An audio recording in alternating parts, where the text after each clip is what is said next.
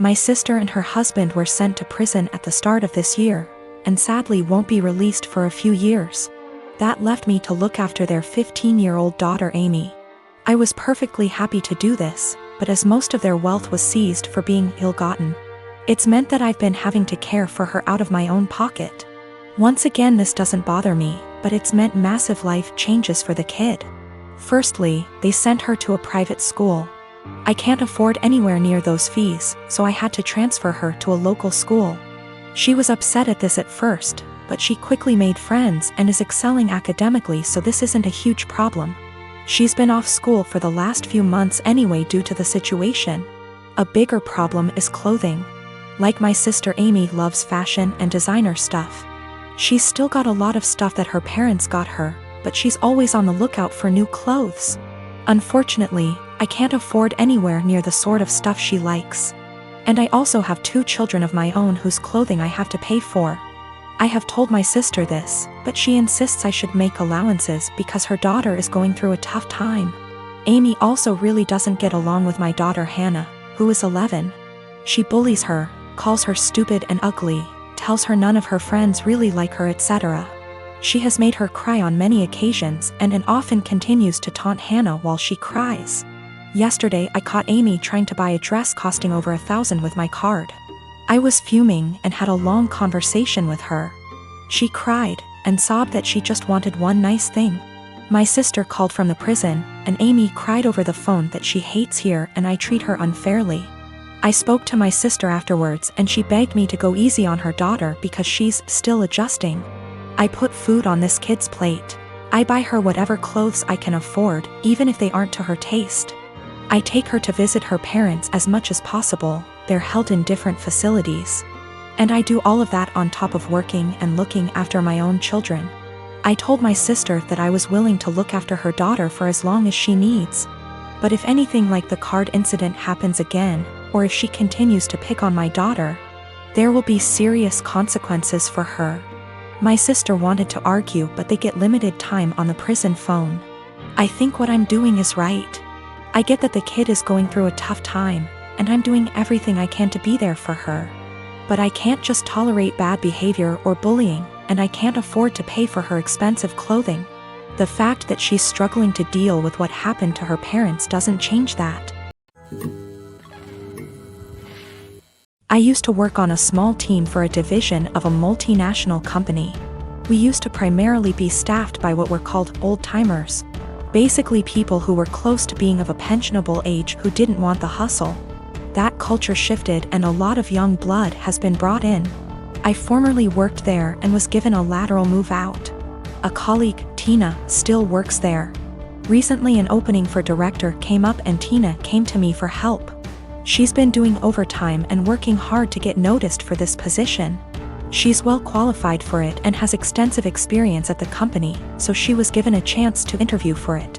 Tina is a single mother who has overcome poverty in childhood, racists / bigots in the industry, and worked hard to support her kids. She's had health issues but always fought hard. Tina is tenacious and hardworking, but there are issues.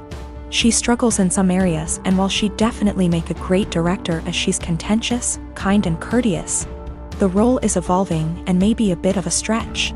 Nonetheless, I helped her with her application and presentation. Beyond being colleagues, she and I are friends. We spend a lot of time outside of work together. We're the only women of color in our respective areas, and share a lot of our deep feelings and thoughts. She worked hard and put together a good presentation. I was really proud of her. She presented this morning at 9:30 and got through it and was out by 10 o'clock. Most of the other applicants were internal and interviewed yesterday, but one person was recommended by a senior VP in a different department. The guy who was recommended is a 30-year-old hotshot. I think he may actually be in his late 20s. He will soon graduate from an Ivy League MBA and is the definition of corporate style. They gave him a last-minute presentation slot immediately following Tina. I attended all of the presentations. I am not on the hiring committee, but was there to support Tina and see how the presentations went. When the hotshot gave his presentation, it wasn't even close. The 20 of us sat in the room and were dumbfounded. Not only was his presentation visually appealing, but he noticed details none of us ever did, and he developed a pitch that was so innovative that our AVP asked to use a tagline he created.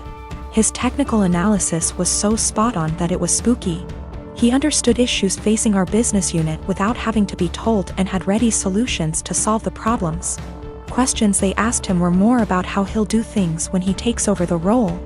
It was made very clear to him that this was his job, and they even provided an unofficial tentative start date. It is very clear that he understands the industry and his past experiences, such as professional work experience as well as winning top case competitions and academic awards, prepared him very well. The presentations were in totally different leagues. After he finished, he made a self-deprecating joke and took questions. He thanked us and left. We all sat there for a minute chatting when the AVP very loudly told the HR director to offer significantly above the salary and hammer out a start date immediately and get a contract signed. The VP who recommended him knew him from the MBA program, as the VP is a case coach there. He said he'd be his reference, and they are skipping all the formalities and going right to the offer. Tina has no idea. She was so happy with her performance, and she's sure she nailed it. She did well, about as well as the other candidates, but this guy is out and out in a different league. Just based on that, I too would hire the other guy. She's sitting on cloud 9 at her desk and planning a celebratory dinner to celebrate her performance. She was told decisions would be made in a couple of weeks. At this rate, it's likely she'll be informed that she didn't get the job well before 5 p.m. I really don't know what to do or say. If she asks, should I be honest about this guy's presentation? Should I avoid her the rest of the day? I want to support her, but have no idea how to even begin talking to her. I dated my ex-boyfriend for a few years, and we broke it off a few months before COVID. We were both madly in love, and I'm still not over him. My best friend knows this.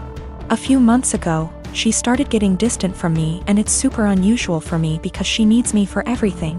Like just a few things that I helped her do: find colleges, apply to colleges, help donate money for her college fund, help her build her resume, find her therapy, find her a job, and countless other things. I even paid for a lot of stuff for her, like going on trips and such. She didn't really do much for me and was somewhat of an emotional support because we'd always talk about her. But then I really didn't mind and didn't care what I did for her. She was my BFF, and you are best friends. They're sisters. Last month, she broke and told me that the reason that she's so distant is because she's quarantining with my ex, and they're a thing. Whatever hopes I had of getting back to my ex are squashed because I don't think I can get over him hooking up with my best friend. I'm super heartbroken, and I know that you don't own people, but that doesn't mean that you can't be upset about their betrayal. Yes, dating your best friend's ex that she still loves is a betrayal. She asked me if I was happy for her, because she finally got a good job and a nice boyfriend. That job she has is solely because of me, because I asked an old acquaintance to return a favor by hiring my best friend. He wanted to hire someone else, but I begged him to hire her. I know how people are sometimes hurt, but then they say, "But I'm truly happy for you." I honest to God don't think they mean it, and when I say I'm happy for someone, I want to mean it. I'm not happy for my friend. I just am not. I can't make myself be. I told her as such and told her to stop contacting me. She's now blowing up my emails and DMs because she's so hurt by what I said to her. My dad said that I should have just kept this to myself, since I know my best friend is a sensitive person and is hurt. But what about me? Am I given a sensitivity pass because I've looked after my friend for so long? Do my feelings just stop matching at some point? She called me with the news and said that she didn't know how to tell me, didn't apologize. And then she followed it up with how she's finally doing well and doesn't have to rely on me for money since she has a nice job and also a nice boyfriend. I told her I was not happy for her.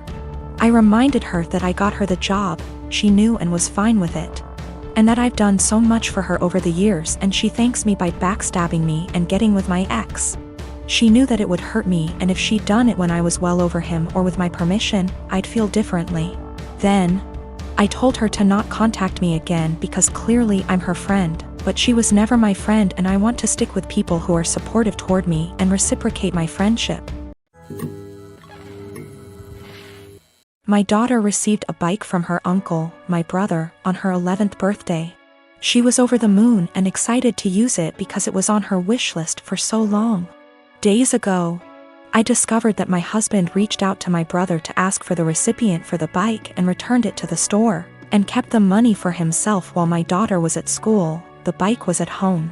My daughter and I got home and she started crying after noticing the bike was gone. My husband was home at the time. He told me he returned the bike and got money in return to spend on something useful for us since the bike was just there as a distraction and there was no need for it now since we're the dead of winter. I was aggravated and lost it on him, saying it wasn't his, didn't come from him. And he didn't pay for it, so he had no right to touch it, knowing our daughter's been wanting it for a long time, and my brother was decent enough to buy it for her despite barely having money to get him by. I told him what he did was theft and insisted he hand over the money to me so I could repurchase it, but he said he spent it on stuff for the house and doesn't have any money left now. But I knew about the money he was stashing away in the bedroom that he forbade me from tossing, and I took some of it and went out to repurchase the bike while he was out the next day. He found out and verbally lashed out at me, saying I should have never touched the money he was saving for himself, which isn't much, but I lashed right back that I had to so I could repurchase the bike he took from under our daughter. He explained that he didn't keep the money for himself and instead spent it for necessities for our home, but he was at fault for taking the bike in the first place and he was responsible for getting it back. He yelled at me for almost 10 minutes, then stormed outside and started smoking. My daughter asked why her dad was upset and that she no longer wants the bike if dad doesn't want her to have it. But I assured her that's not the case and told her she shouldn't feel guilty and to just focus on enjoying her bike. My husband hasn't stopped grilling me about how I disrespected and undermined him, and managed to make our daughter hate him after making him look like the bad guy. I again said he shouldn't have touched the bike. End of the story. He's called me thief and juvenile for taking money from his savings and being sneaky about it.